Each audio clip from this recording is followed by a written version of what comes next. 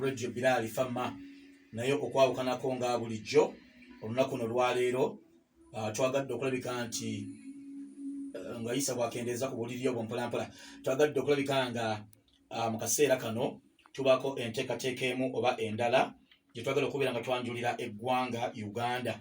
Mu alipoota eno ey'olwaleero sijja kulwawo mu buli ngeri yonna, njagala okulabika nti bannayuganda mbanjulira oba abawuliza radio eno tubanjulira titulina omugenyi mu ssaawa eno esoose, era ng'omugenyi ono twagala okubeera nga tuliko ensonga zetutemaatema.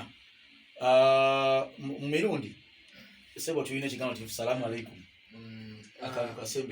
Abannayuganda batuwuliriza beebale nnyo nembebaza nammwe okunfaako wano omukisa okujja wano tudisikasinge amannya n'eddoboozi Tamale Emirundi Junior. Nasoma psychology, nina degree mu psychology. Psychology kitegeeza okusoma obwongo bw'omuntu n'embeera z'abantu n'enneeyisa yaabwe. Awo nno tewali nsi ekulaakulana nga terina psychology, because tosobola kukulaakulanya abantu ng'embeera zaabwe tozimanyi. Kale kyekiruma gavumenti eno nti bo bagenda ne batandika ebintu naye nga tebasoose kutunuulira basis amawanga gali ge twegomba gakoze gatya okutuuka ku nkula. Bwe nkola kampani yange Radio Bilali nga ngenda okuwandiika abakozi neetaaga omuntu ategeera psychology okubatunuulira because tulina kye tuyita personality tokikyusa yeggwe kyoli. Osobola okuba nti olina omukyala nga muyombi nga natural kyali kate tosobola mmufumbira oba tosobola mmuwasa because naawe woba muyombi temwetaaga kuba mwenna kwa mugenda kuyomba nga tewali akkakka n'ennyumba ebikuka. Kati mulina okugenda ewa psychologist tubula nga amaka tegawangaala olw'embeera zammwe okuba nti tezikwatagana. Emirimu egimu kati nga basajoni ogenda ebweru n'okkuwa okuvuga ennyonyi osooka wa psychologist, concentration levels zo ziri zitya. Abavuzi b'ennyonyi balina IQ batusingako. Olina okuba nga oli mukkakkamu ate nga n'entegerayo osalawo mangu. Ennyonyi etabuse enkoze entya decision making. Kati abantu kye balina nti even us the human component ensalawo oyo amangu eyinza obutaba nayange. One, the fear of the unknown yinza okuba nti ekinaddirira.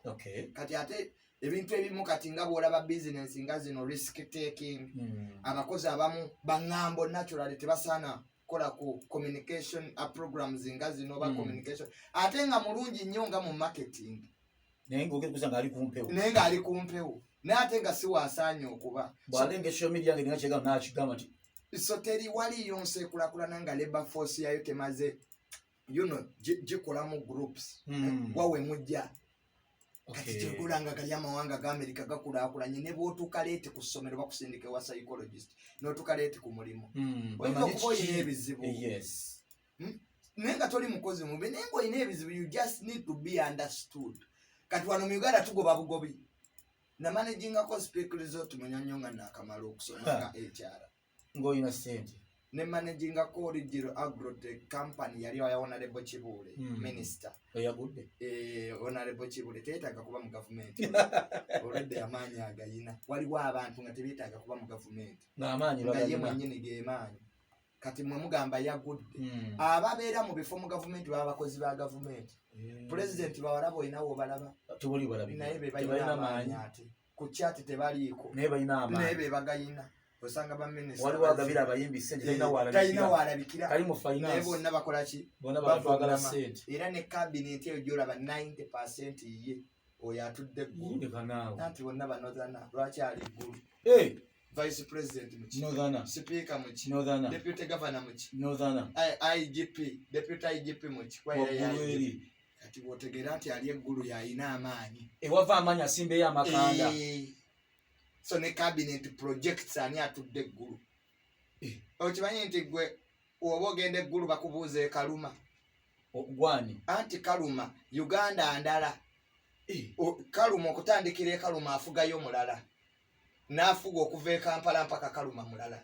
Sebo road block oddawa ngenda ggulu ogenda kolayo ki ngenda wa genocide nga bakubayo akasimu tamala omusuubira oba kalula omusuubira kati woba tolina appointment ng'oddayo kamiliyoni ne yeebaka eggulu wiiki 3 legend azze kulaba mukulu kati awo omanya nti obuyinza n'amaanyi omusajja alina ennyumba mu America ali ggulu yeebase ate nga si yeye yekka waliwo n'abagendayo mu kyama aba opposition. Tubaniriza nnyo bannayuganda batuliriza ku radio wano oyo Tamale Mirundi Junior bwe tulina. Tamale Mirundi Junior okoze headlines okoze amawulire mu ggwanga amuliga kuwandiiseeko abantu bakwewuunya.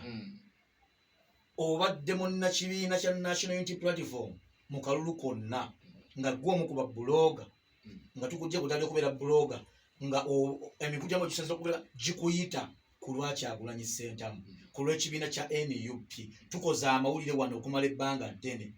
Junior Tamale Mirundi ayogedde ku National Platform nga defense Kyagulanyi Robert Ssentamu ayogedde bwati ne bwati twagala kumanya National Unity Platform walangino ganti ogivuddemu bw'omala okugivaamu naye ate buli lw'oyogera ku linnya David Lewis Rubongoya n'amaziga okaaba kiki ekikkalya ku Rubongoya lwaki wavudde mu kibiina ekyakuzimbi? Unlike us the youth abavubuka abali mu Uganda tubonaabona tetulina mirimu amasomero mabi tukkiriza nti gavumenti ebaddeko tekoze kimala.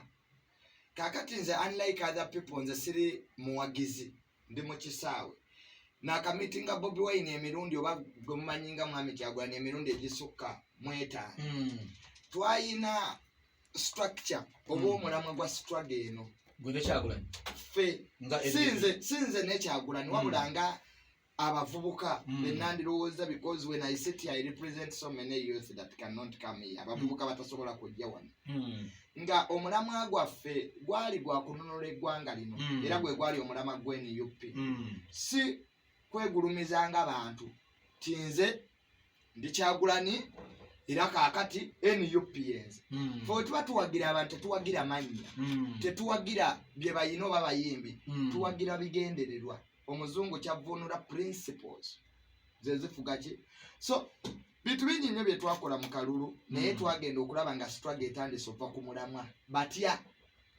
omulamwa gwaffe ogusooka tegwali gwa kuleeta babaka gwali gwa kujjako president ogwali gusooka mu national unity era nga bwe tutuula ne Bobi Wine mwe gwemanyi nga Mwami Kyagulanyi gwe mulamwa ye yali vision 2021 ne bw'onaaleeta bakansala bangi ne bw'onaaleeta ababaka mu palamenti bangi naye ng'obukulembeze obusalawo waggulu bukyaliwo tewali kigenda kukyuka. Kivuga nga Mwami Museveni yaseeka araga nti oyo Lukwago ekifo kye twamusiba enjege twakijungulula n'amuleetera omukyala Jennifer Musisi lwaki ebiragiro bivaaki biva waggulu. Kaakati n'olwekyo twagenda okutunuliranga omulamwa ate gukyuseemu bwe twafuna ababaka people became relaxed yaga nti ze kasita afuuse MP struggle ekomye nze kasita munnange kaakati ndi kansala ebyaffe biwedde but omulamu ogwafiiramu abaana paawe nkusomera abaana baafiira mu struggle bayitirivu nga tulwanirira ekyo ku ssaawa y'olwaleero ogenda n'otulina ebintu nga ebitambulira mu National Unity ne weewuunya n'okwewuunya how abantu bangi bali mu kibiina ekyo naye nga bakwatagana ne gavumenti ekya-NUP nga bakwatagana ne gavumenti era kyobulanga olugalo lwange ndusonga nnyo mu Secretary General Rubongo David oyo gwa mutima gwa party naye yatubetrayinga yatulyamu olukwe okutandikira ddala ku kaadi batunda ntunde nti si busobozi ti Tamale munnange Mirundi gwe ojja kuba musajja ngo otwogerera ayina ssente najja negati gwe jangu we destroyed the party from the start.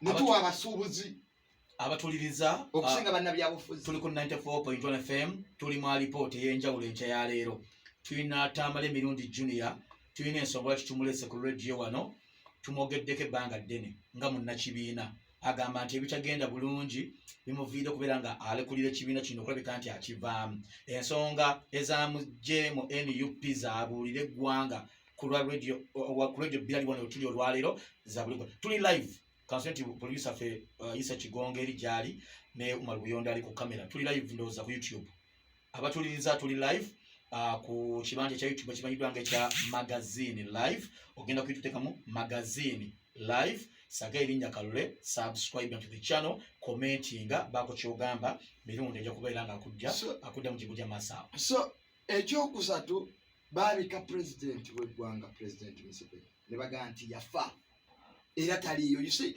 ekibiina ekyo kirina obuzibu nti waliyo abakulembeze mu kyaba kyalowooleza mu blackmail ne intimidation. Kalule sikwagala nensasula abantu bakwogereko ebitaliyo, bakwogereko bubi nnyo. Kalule mubi, Kalule takola kino, Kalule si musajja mulambulukufu. Ne mbagamba blackmail, intimidation ne propaganda tebina gye bigenda tutwala. Mubise President Museveni nti afudde, ne mbagamba kati wavaayo nga mulamu. Abannayuganda mugenda bagamba si yeye. Si yeye, tikyampamire yali mu mmotoka. That is nonsense to us. Awe kibiina kitandise okufuuka eky'abakomedian. Ne ngamba Mwami Kyagulanyi vaayo okole press conference ogambe ekisooka abavubuka bo babika Kabaka. Ojjukira wano ne bavuma Kabaka baana mu social media. Naye nga buli amala ovuma Kabaka amaliriza agamba Bobi Wine ye president wange, Kyagulanyi ye president wange. Ne tuvaayo ne tumusaba ekintu kimu nti Mwami Bobi Wine vaayo yawula ekibiina kyo ku bagwagwa. Remove the party from idiots and idiocy. Abagwagwa, because national unity yatandika nga kibiina kya byabufuzi nga tukyagala nga tukisupportira because zenna emyaka 20 bingi nnyo bye nafiirwa neentekayo future yange nenva ku mirimu gyange gye nkugamba. Muzeyi n'ayomba Kamala n'agula ekiti n'agula seminti. Kye nali nnwanirira nze nnwanirira mazima, sirwanirira bantu. I support the truth. Kyagulanyi yali alina byayogera nga bituufu byenzikiriziganya naye.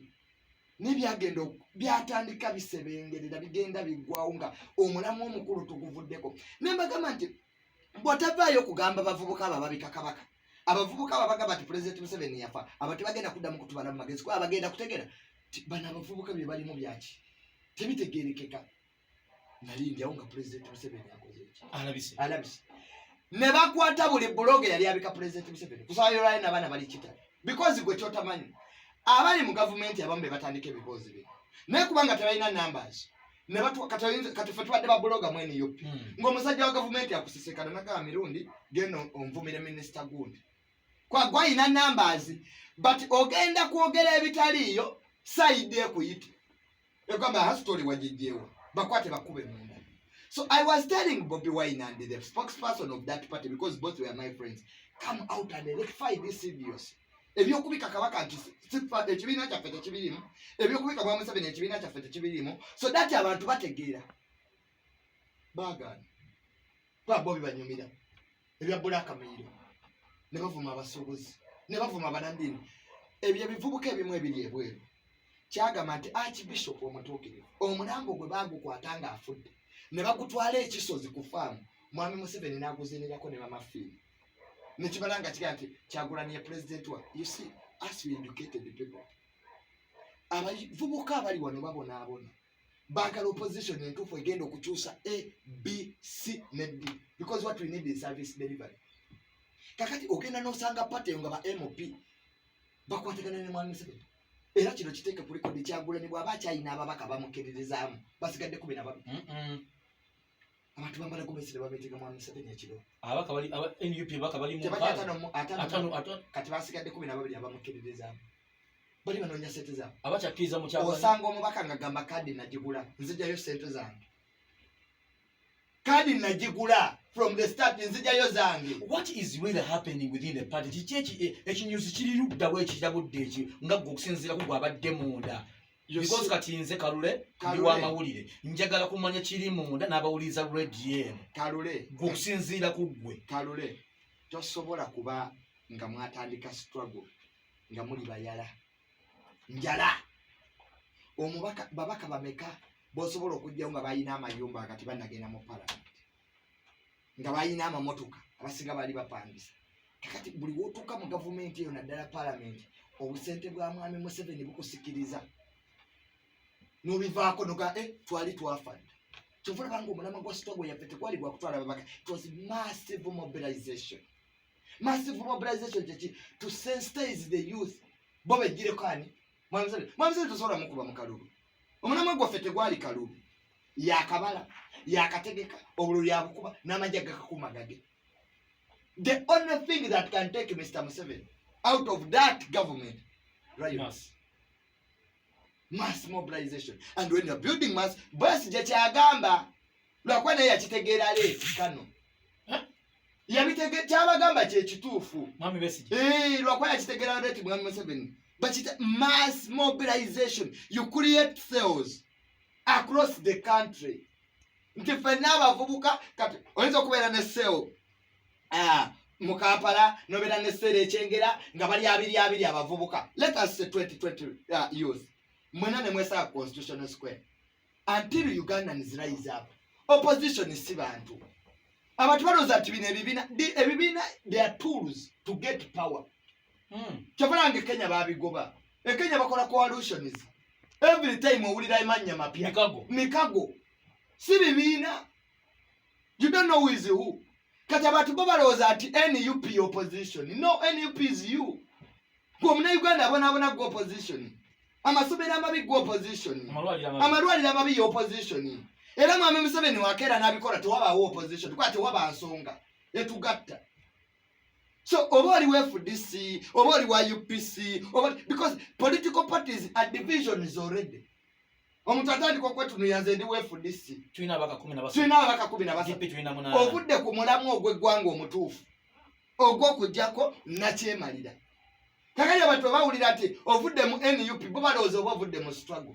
No, nze nafuuka independent. Kuba nagenda okutunulira ekibiina kye twatandika nga kitandise okugwa ku bigendera. Olwaleero Mwami Bobi Wine ali bweru. Naye mbulirayo omuzungu gwa meeting because bw'oba osazeewo okugenda mu kalulu. Tulina polling station mu Uganda 34000 ze twalina mu kalulu. Okubeera ne ba polling agents babiri weetaaga billion 7 nga bawe $5,500 okukuumira akalulu. Nze nnakuuma declaration form za Bobi Wine wane Makindi bali batubye n'amasasi. Awe Makindi waliwo omwami Katirodi Kasala bamuyita Ken. N'oyo Nyeko ona leboka. Derek Nyeko. Faba ku makalu ka Bobi Wine Makindi awo. Ng'omusirikale ayagala kubba kalulu. Namugamba manyi bakata male mirundi nja kukwata tena no kalulu kogenda kubba. Neyebuza atata amale mirundi Junior atakumati akalulu ka Bobi Wine. Namuga togenda kubba kalulu. Ngabagala kutukuba masasi bagala kubba declaration form. People have sacrificed the lot in that story. Eyafuuke yabalondemu. Nemugamba Bobi Wine. Tokkiriza baganda boteeka mayumba mochi. Mumawulire mugamba. I have met Bobi Wine more than 5 times. Nemugamba tokkiriza baganda bokuteeka mayumba mochi. Because baganda ba Bobi Wine abo bayina ekizibu. They should look at Kennedy. Abafuga America. The Kennedys. Engeri gye bali beyisaamu. Ebyo ebirasi singa babisarako dda.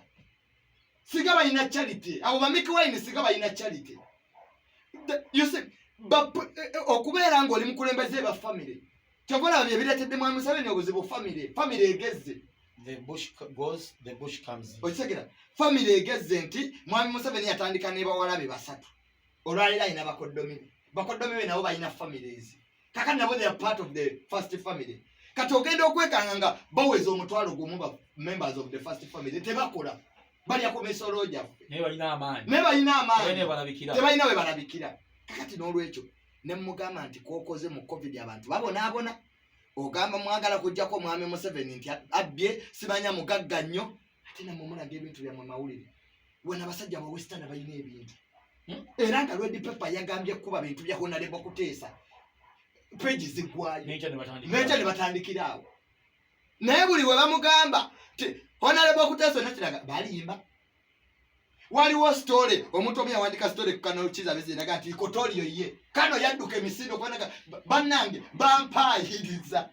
Kati bano bo kwabalemeramu obuyimbi swaga.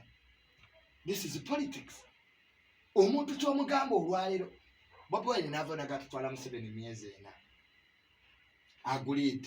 Tuli mwezi gwakomeka. Since January 14.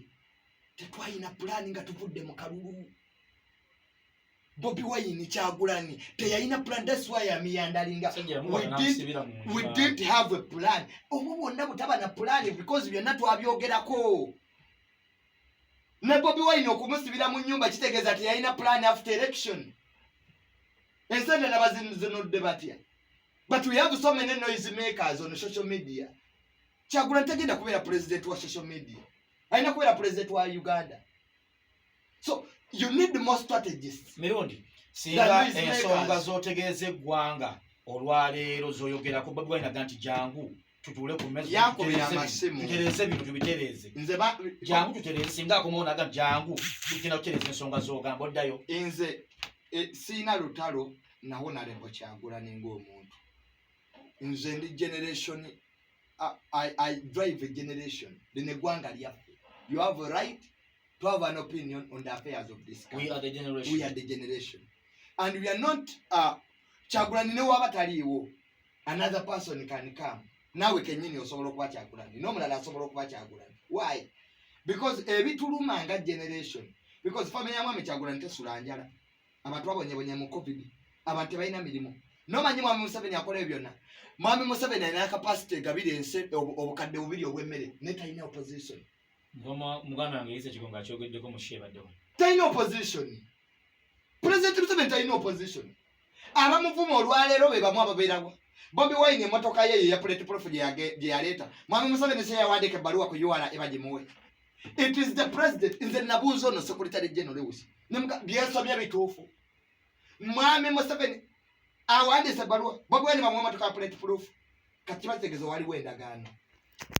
Kyogamba nti Mwami Museveni okuba nti mu kaseera kano yakkiriza okulabika nti eggwanga aligula. Kabadde kazitoka boda na taxi batya. So opposition tagitya. Tulina ababaka 526 mu parliament. 529. Ne boss ex officials 26. Okimanyi nti you see the same names abapialinga kutokoshoka ogerera ensonga z'abantu. Bwataba Honorable Bonsereko abaseungu. Bwataba seungu. There are certain MPs. Bolaba abalala balagawo. Where is Alozias? Tumanyi kwogera. Where is Abeka Kawalia? Before we went to that election, ababaka balina page ku Facebook. Bonna balina nga bajja boogera nga zocha ng'ensi ekutta omuliro. After getting the MPship, where are they? Baguza ambulance. N'emmotoka by'amazzi. Obwo bonna bubadde. Omubaka tagula ambulance. Omubaka tazimba masomero. The roles of a parliamentarian are four: pass budget, legislation, and oversight. Goberera sente za mwiwa musolo. Ogobera sente zo mwiwa musolo bibalemye.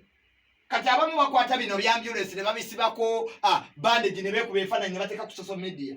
Nguza ambulance. Kwa amateeka kibayita ina gula ambulance. It's a minister of health. Now, kakati n'olwekyo kankubulire muganda wange. Tulina okuddayo ku ttamuziza struggle. Olwaleero Mwami Kyagulanyi ali mu America bamunyiga massage. Ye yagala ali Boston mu pate. Alina abo Abannayuganda abatasalawo. Abo Abannayuganda bali mu America sibe bagaba obuyinza. Twagala kulaba tukoye okuvugibwa wano twakuba eryato olijjukira. Eryato lizza okuba Museveni tolijjukira eryato. Kuba likime b'amalaya Kenya limaliriya. Tukoye ebintu bino ebyokuvugisa ensi. Let us tell the country. Tibannange naffe ababavugisa. Tetulina pulaani. Kakati 2026 yona atuuse. Mu politics emyaka ena luba lunaku lumu. 4 years. 4 years is one day in politics. Is a day in politics. Kakati tulina pulaani kinga NUP bye nababuuza. Muddayo mu kalulu ka 2026. Mulina pulaani kyekuuma akalulu. What was the post-mortem report ey'akalulu akagwa? Biki ebyatukubya akalulu? Eyafudde biki ebiraga nti ebyamusse. Bireme kutta mulala mu 2026. Ebyo bye tubabuuza. Atulaba atuliriza tuli buterevu ku kibanje kya magazine live nze Kalule tulina Tamale Mirundi Junior ene 94.1 FM radio app ya Feri Bilali FM jiteke mu Play Store ogenda bot funa buterevu yonna mu gwanga lyonna gyoli oba tufuna bulungi nnyo nyiri ddala tukwanyiriza nnyo mukulu Malulyondo ali ku kamera awo Isa Kigongo yali mu byuma wali okulabikanga amalobozi go olya ku radio wano ogafuna obulingeri yonna Mirundi lwaki woyogera ku lubongo yokaaba wali agadde okaaba. You see, Lewis President Museveni yamusomesa. David Lewis Lubongo. Okuva Kanyalyeru. David Lewis Lubongo rumu ye ku university yabeerangamu ebifaananyi by'abajjeno.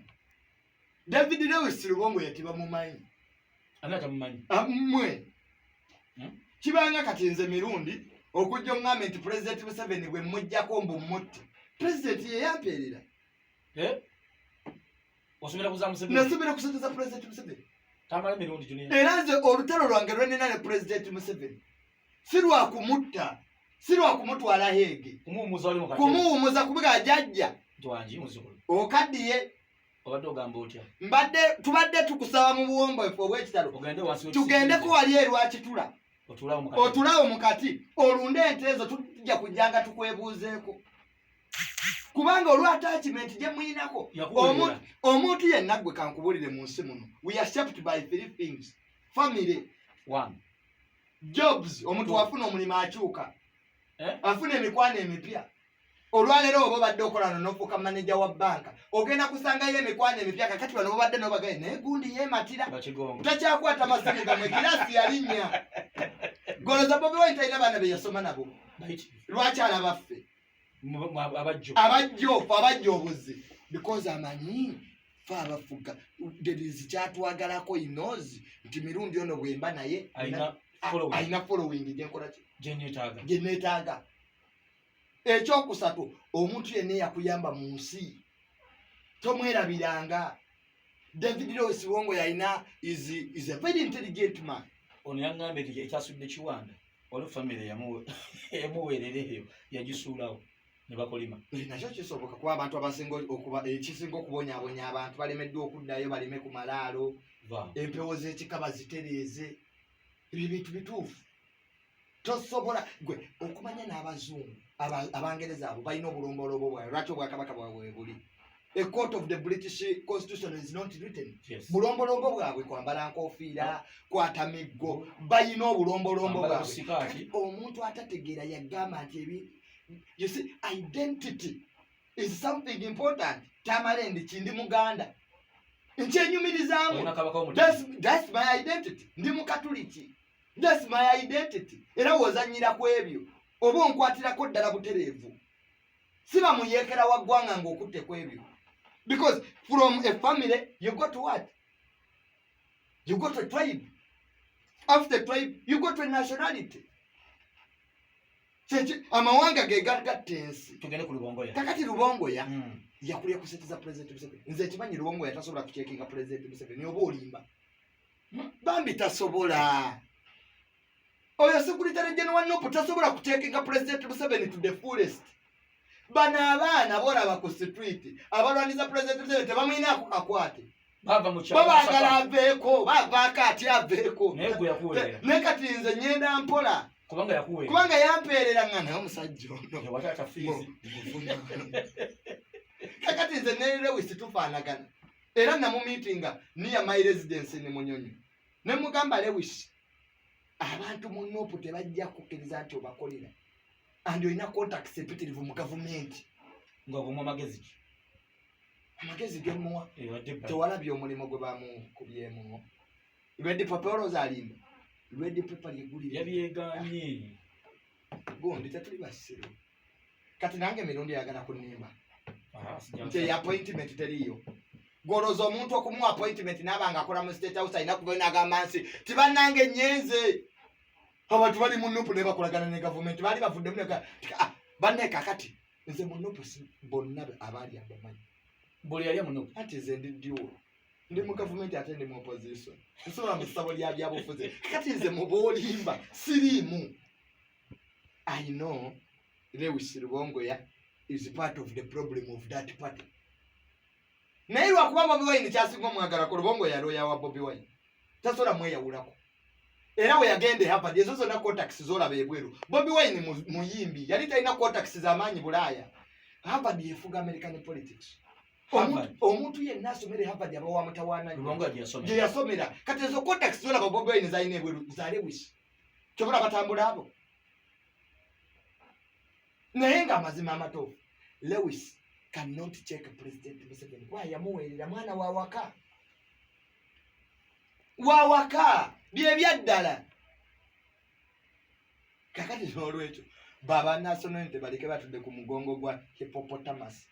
Weeneegiramu bweti mu nnyanja. Gwe mbulirayo abantu abaliko emirimu gyabwe bagende bayigire national unity. bw'oba oyagala kulaba ti gavumenti egenda gwa baprofesa badduka emakere ne bayingira ekibiina mmwe muleka wano emirimu gyammwe ne bayingira naye kati abasomesa bali mu kuba ki kubanga bakimanyi ne opposition gye baliko yabafere omusomesa akimanyi nti bambi omulimu guweddewo kanye nensiike kabalagala lwaki tayingira setulagu kujjako pulezidenti Museveni abasawo babonaabona nabo abamu tebalina na covid gloves zitandikwa gloves just gloves zoyambala okwate ku muntu lwaki tebayingira struggle buli omu abonaabonera waali kubanga n'opposition nayo twagizuula nabo omusajja bamulaba kiro kyovulabanga mwami Museveni teyatadde lockdown yenna jajja nekyayanwa tewali amuvuganya pulezidenti gwe bavuganya Kinyata owekenya omulaba amunwa nga z'okwogererya eggwanga jajja jjira mu saati ye alinga ava ku faamu ne bamuleetera katyene mwembatadde mmwe mugira mulindako amanyi opposition yabafere teriiyo kati omuntu bannayuganda bakyabonaabona nnyo olunaku lwe balitegeera nti bo bennyini be balina okusituka begireko Museveni bo bennyini gwe gwalina okusituka teri muntu abeera comfortable alwana lutalo na gavumenti tewali ababaka bali comfortable emotoka ya AC family ye balina kye balya tasula njala n'agenda mu palamenti oloza balina be bakola kutula wali ku kantini ya palamenti ne bali mu buchayi emmere ya palamenti wali ogirabye ko nye balya buli lunaku kigongo huyu tata wange ne bali akamere kaabwe nadda ku press conference nga babeera weka mmoja we are removing a dictator teriyo gavumenti gye batwala na kubanduulu kyolekane nnyo gavumenti y'omuyekera yiyo mwami Museveni nga tebannagenda kujjako gavumenti yobo tebalina pulaani pulezidenti Museveni yalina pulaani teyava buvyeri mu gavumenti n'akola ki nayingira ettale aho bonna basejjusa bajjeno sejjusa gwolaba oyo yali osi ku Jinja Road era mwami Museveni mu kitabo kyakala twafuna obuzibu n'aba intellectual beefula nti baasoma bajjeno sejjusa tebatandika kupinga kati bagenda mu lutalo nga baasoma nga be bagamba mwami Museveni nga bwolaba wengamba Kyagulanyi ne mugaawo tuvudde ku mulamwa but mwami Museveni n'amanya nti bano abaasoma kambawe political wing kakati bano abataasoma nnyo ke bakube emmundu that's how we managed the war mwami Museveni kasita yava mu kalulu k'Obote n'agenda ewaabwe mwankole n'agula ettaka n'agula n'ente Obote nawo nga ati akasajja kakulimba tekagenda kulwana yabulanga muzimu mwami Museveni n'ajja afuna omukisa nti pulezidenti w'e Tanzania Nyerere yamwagala nnyo n'amuzimba gye yasanga Honorable Sekandi former vice president Sekandi yali yakulira abayizi Abannayuganda e Tanzania President waba mugoba ku university Honorable Sekandi n'agenda naye wa vice chancellor amuwolereze bano badda they have not seen President Museveni for the first time kakati generation yebonaabona ng'eri mu bagwagwa abali ebweru abatudde mayiro 100 be bakubulira ebiri mu Uganda n'osanga omuntu ng'asheyalinga obusiru muhozi si mutabani wa Museveni bye babeeramu kubanga aba western bayize ebintu bibiri batukubisiza ebintu bibiri poverty and education abasajja aba western basomye ekyo muganda wange nkubulira balina ebitabo era njagala weegendereze ettoko sho zonna ez'omulamwa bani abaliko tulyagenda kuba abagenzi ebweru ne basoma abaganda twasigala kwalya nnyimbe na toko sho barometer extra n'ebirala awe tuli until when this generation realizes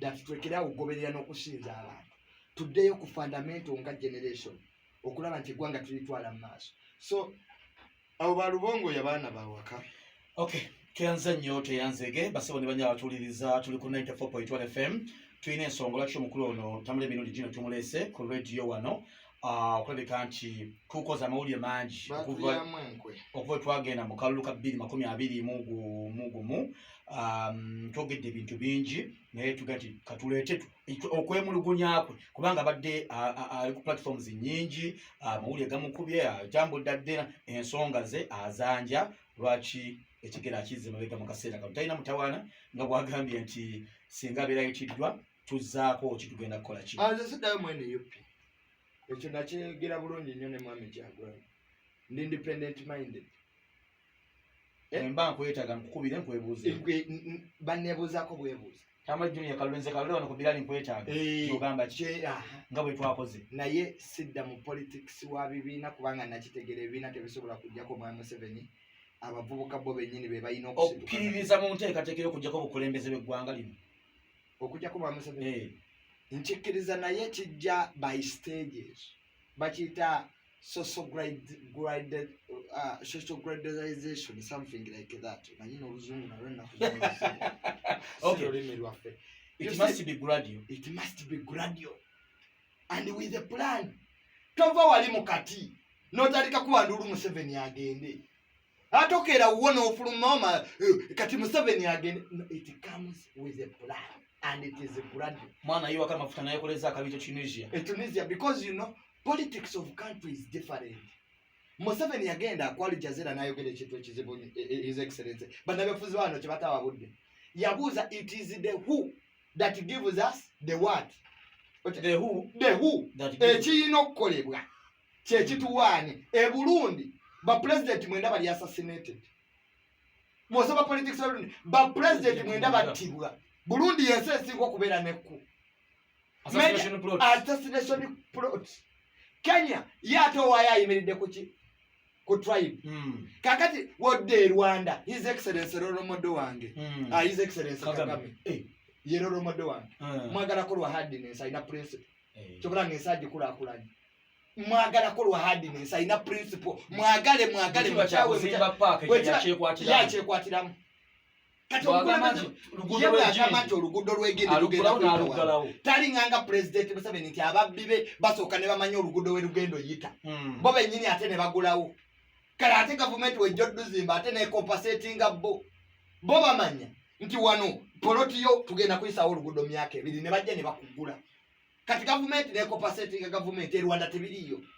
Teyanze nnyo teyanzege 94.1 FM tuli Radio Bell Farmer program ya Alipota Sunday kumacha mirundi jagala kuta simanyi saba imide mu buddawo batusi mugameka simu zatu zitumala simu tulie ndoza z'abantu cause nawe ndowoza gyogedde baddeyo ku radio wanonga gwo omuntu then abantu bena bagala okuga nekabalirize kati nenaka it is the history of countries ebyafaayo by'amawanga ago bye bituwa abakulembeze lwaki Uganda tefunangayo handover y'emirembe olwa history waffe ata ayawukana ne Kenya nti Kenya yoterabanga ku gavumenti ya munnamagye tobola babbo bekalakasa president tebadabangako munnamagye general ng'afuga eggwanga era ffe batusekerera bana Kenya. I was in Kenya recently nendaba Nairobi enkulakulana nendaba flyover zesitalabangako otuuka e Nairobi ku Jomo Kenyatta International Airport erina terminal nga 15 naye bw'oba ayagala okaba amazzi gatuuka Entebbe kati bo bambi olwa history waabwe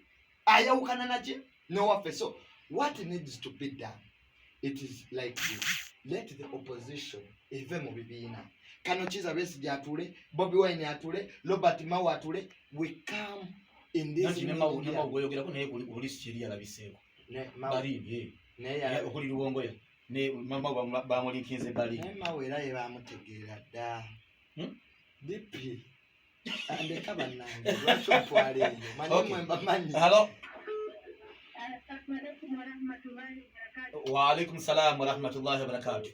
Mwana wa Junior barakallahu fiku ndadata yankula tikendi olwalero ofuzi nga we bino okuba singa bwe twagala bibe nti kubanga Kyagulanyi mukwano gwange because Kyagulanyi mukwano gwange tikakati nja kuva kwa abami mukwano gwange sinyambe. No, we should talk the truth to help these Ugandans. Sorry, but what? Hello.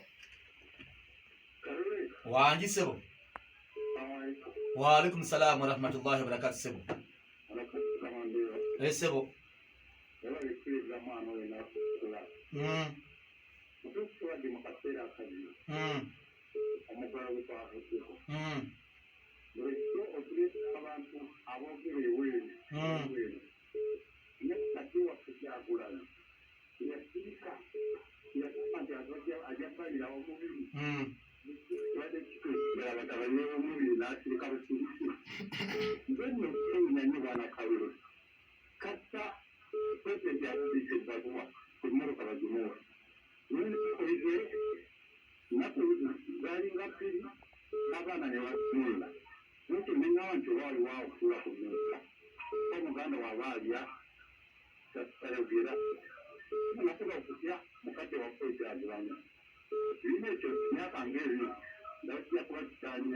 Kale, tuyanze nnyo tweyanze ke banyo kalisa mu ndebe ate yerabidde n'omusango tokibayitira omusango twagujja mu kooti ne tugaa ti tubibaddiza omusango gwali mu kooti awali okyaliyo kati ngwotedde mu kooti y'abantu simanyidde lwe gunaasalibwa oba gwe nawe wagusala gwe wagusala nedda siiri kakati ebyo byonna seekwensi kalifune noono halo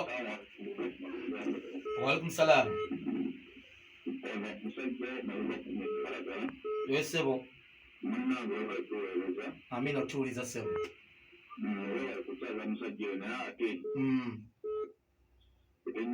omwami oyo alina ensonga nnyingi nnyo zayogeddeko awo olaba nti omutima gwaffe ate yakutta nnyo ani omwami oyo ono gwendeese wano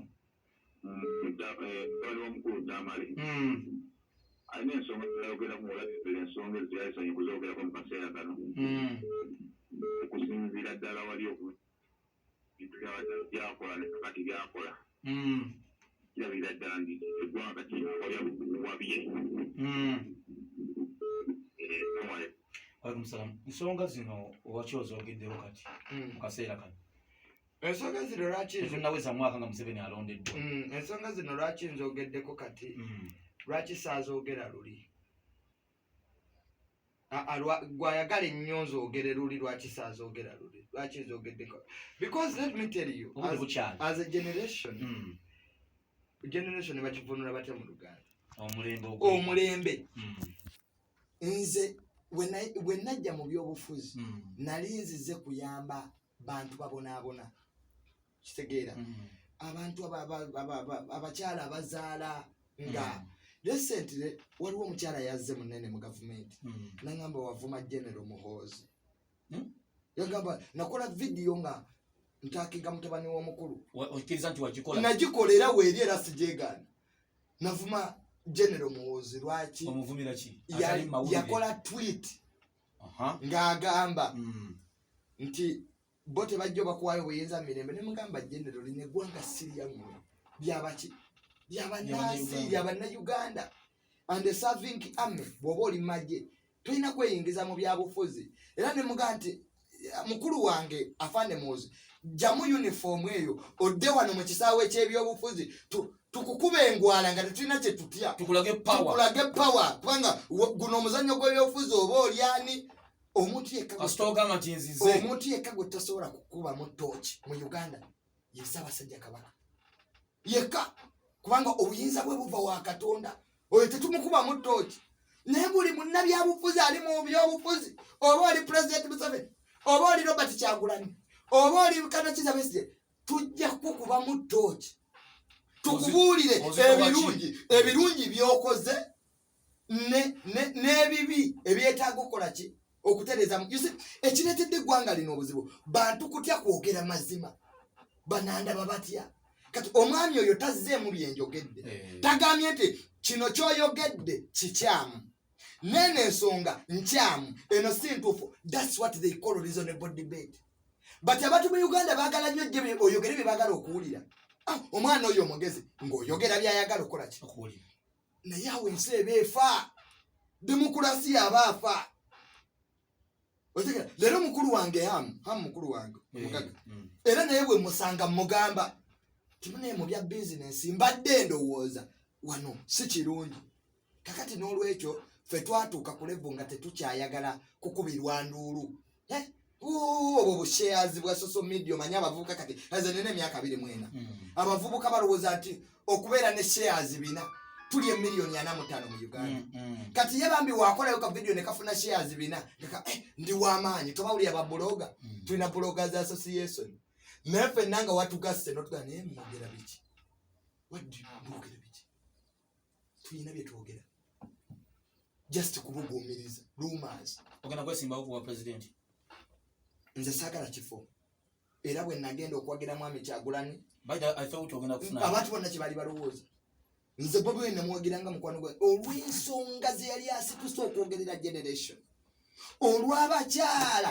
olw'enguudo embi olw'amalaalira amabi era nzikiriza butereevu nti mwami Museveni eggwanga lino alifuzeemu bubi ekyo kikkiriza era nze mwami Museveni bwe musanga nga yatudde wano nemuga jajja kino kikyamu abantu tobawadde emmere abasuubuzi bagireko emisolo banyini bizimbe renti baleme kusaba abantu renti myezi 3 because covid is a natural disaster teri yamuleeta banka zigambeko abantu balina amalooni otegera amasomero gaggule kwa covid is here to stay tewaliyo nsi ne mu America erina ddagala liwonya covid bonna bali ku mask and social distancing zino zonna byolaba batukuba Pfizer Johnson biki zina side effects neziyambako obuyambi nti covid bwakwata takuba nnyo ng'atali mugeme nesigala nti owonyera tojja kuddamu kufuna so okuggala economy oba olumu president yakyogera ku Al Jazeera ng'alina abawalabu it is the who that gives us the what babaka kibe tulina okuba nabo mu kiseera kino anti bali baga nti akoze azimbye amalwaliro biki yesenta mangu ago segerinya muteta ina bipapula one yonebu yavayo nekidalifaayi nga negamba etya oli munnamawulire yonebu yagamba etya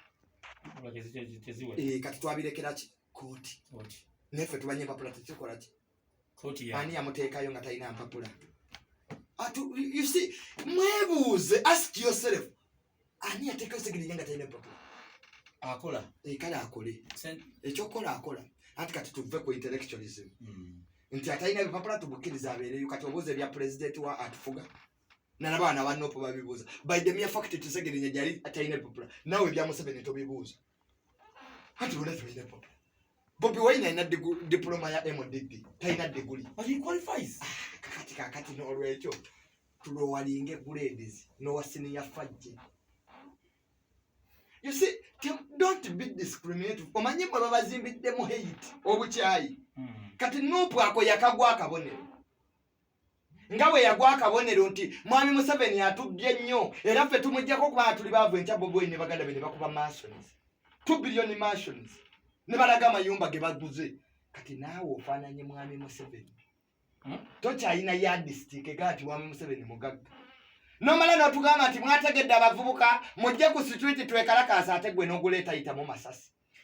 Nze mirundi mbeerawo nga nkuddukirako tudde ne mutabani wo mu mmotoka Solomon nze nfe gwe tofa gwe tolina kufa balwejjema tebaafa mu lutalo gundi omanyi mwogera ne generation eyasoma so abatulaba n'abatawuliza nze tamala emirundi 10 era byenjogera byange ng'omuntu nga Ssekinnoomu si bibyo gwe bisanyusizza jamu ebyamakulu ebikuzimba ebitakuzimbya obikola kanyuga ebbali tutambuze eggwanga nga bwe lirina okutambula singa bwe twagala libeere oba si tutulizimbira ku mukwano wabula ebyo ebikulu ebirina okukolebwa so nga maliriza solution eri ki esobola okuyamba opposition okujja ku mwami Museveni mu 2026 akalulu tekajja kujjako mwami Museveni tudde ku plan ya Kano Kizza Besigye Bobi Wine atule ne Kano Kizza Besigye ne bamawu n'abakulembeze bonna tujjewo divisions nti bwe twafuna obwa leader of opposition $2 billion anti office yemberamu $2 billion twamala ababaka baffe bakitegeere nti omulamwa tegwali gwa kuleeta ababaka wabula gwali gwa kujjako mwami Museveni nti bwe tuleesa ababaka 5 teri kigenda kukyuka mu Uganda kubanga era ebiragiro biva mu State House so ennyumba ennene yeetaaga okutereeza Bobi Wine adde ku bulamu ogwo ave mu kuzungira e Bulaaya okudda mu masaaji n'okudda mu fata ezitamugasa agende w'abasajja abasalawo mu America ng'akula ku secretary of defense wa America nga Bobi Wine atudde naye omuddugavu oli boogere naye bano abana Uganda simanya ekyokubiri social media tejja mufuula president obukadde 8 obukadde buli 10 obulina amasimu mu Uganda obukadde 10 out of the 45 million kakati ate ku obwo 10 abalina zi smartphone ate bo batini nnyo kati data aliko 12% tax osanga abantu basobola okuteekako data ne views akendedde kakati n'olwekyo okudda ku social media ne weerimba kubanga nina social media evuma tengera kubeera okuwemula tekulyebawa buyinza blackmail nti buli ayogera mazima mwami Museveni aba yamuguze tekiribawa buyinza akalulu ka Africa kakyali ku interface omuntu alonda omuntu gwalabye era omuntu anyigana okunyanga gondi teyansaba kalulu Africa bwekyali tuddeyo ku ground. Okay, tuyanze nnyo tuyanzike basebo ne banyabo abatulaba njagala kubategeeza nti mu kaseera kano Tamale Junior tumusiibudde inshallah tujja mukomyawo ng'embere yeetagisiza nze Moses Kalule twagala kugenda ko mukumene bakati tugenda munda mu ggwanga era Libya muganda wa wa Saif Ali Ziram wala wa Gaddafi alangiridde nti mukulu we Saif Ali Ziram agenda kujja okuvuganya mu kalulu k'eggwanga erya Libya. Tomulaba kitaawe yali president. Kye nagambye history w'amawanga kati omutabani wa Gaddafi ate gwe beetaaga okutereza Libya. Omanyi bw'agambye Saif agambye mu kiwandiiko kye ebyenfuna sente yaffe nkaabisa amaziga buli ku matano olweggulo kubanga egenda. Ate omuzungu mugezi nnyo bakwata Salifu lwaki tebaamutta? Bamukwata omutabani wa Gaddafi lwaki tebaamutta? Bategeera okutereza Libya wetaaga gavumenti ya Gaddafi wetaaga Saif balina okuddawo.